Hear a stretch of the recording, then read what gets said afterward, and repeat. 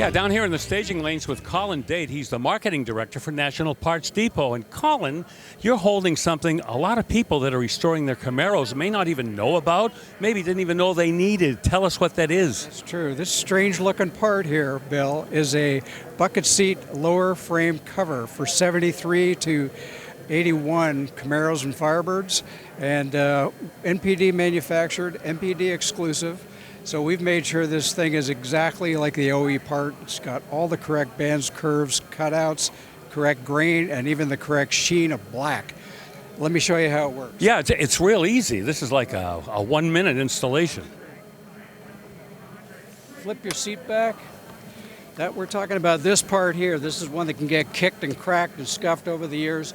The striker frame bolts for the back seat get pulled out with a Torx head screwdriver. This piece slips in. The strikers screw back in, and that's it.